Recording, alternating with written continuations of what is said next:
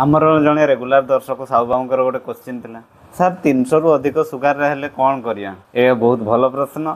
ये प्रश्न आपण मान मध्य थिबो ताले आज यह विषय रे डिस्कशन करवा। नमस्कार दर्शक बंधु, मुझे डॉक्टर अंकित महंत, मुझे डायबिटोलॉजिस्ट एवं न्यूट्रिशन स्पेशलिस्ट। आपण मानक स्वागत करुच्ची महंत डायबिटीज केयर चैनल को। अनेक लोक अच्छा जो मैंने सुगार लेवल 300 देखिले डरी जाते। प्रथमतः आपन को डरबार आवश्यकता ना कि आपण को संगे संगे हॉस्पिटल जावा दरकार ना।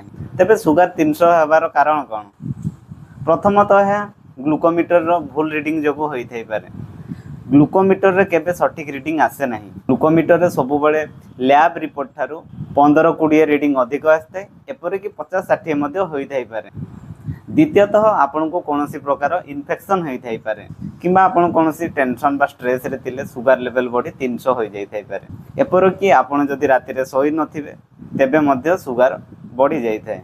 तेबे एथिरे हठात व्यतिग्रस्त होबार कौनसी कारण नाही किंबा संगे संगे डॉक्टर को पाखु जिबा बा हॉस्पिटल रे एडमिशन हेबा दरकार नाही। केही कहंती सुगार लेवल 300-400 बहुत डेंजरस, किंतु यह ठीक नुह। जदि आपन को टाइप 1 डायबिटीज नहीं ताहले भयभीत होबार कौनसी कारण। जदि टाइप 1 डायबिटीज अछि एवं इंसुलिन नउछंती तेबे डायबिटिक कीटोएसिडोसिस हेबार संभावना रही। जदि आपन को टाइप 2 डायबिटीज अछि ताहले सुगार लेवल 300-400 रे डायबिटिक कीटोएसिडोसिस हेबार चांस बहुत कम। जदि सुगार लेवल 500-600-700 हुए ताहले होई पारे। आपनक शरीर निजे यार सूचना दे देबो। झाळ बाहरिबो, अत्यधिक परिश्रा हबो, छाती धक धक हबो, एमिति कि छाती रे जंत्रणा मध्ये होई थाई पारे। सेति पई सुगार लेवल 300 हेले जमा डरंतु नहीं। रेगुलर ब्लड चेकअप करंतु एवं सबठारु इंपोर्टेंट हैला यूरिन टेस्ट करंतु। जदि राति परे यूरिन रे सुगार आसु नहीं तेबे डरिवार कौनसी आवश्यकता नहीं। जदि यूरिन रे सुगार आसुची ताहले रेगुलर भाबे आपनको ब्लड रे सुगार लेवल अधिक रहउची एवं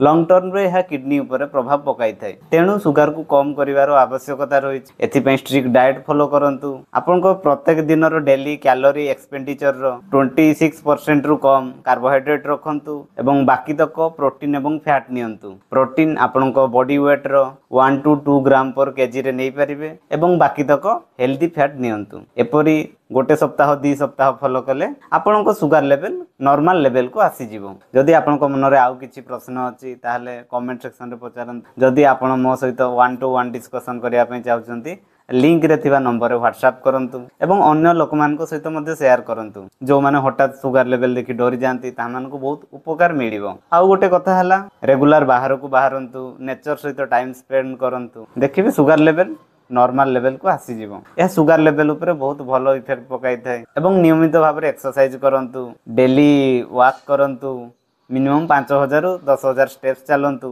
ता सहित जदि आउ किछि शारीरिक परिश्रम करूछंती ताहले करंतु, जो द्वारा सुगार लेवल कंट्रोल रे रहिबो। आशा करछि वीडियो रु आपनको बहुत किछि सिखिबा पई मिलिबो। मु आउ थरे आसीबी नुवा वीडियो नै। सेते पर्यंत सुस्थ रहंतु, मस्त रहंतु। जदि वीडियोटी भल लागिताय ताले वीडियोटी को लाइक करंतु। वीडियोटी देखिबा पई समस्तनको धन्यवाद।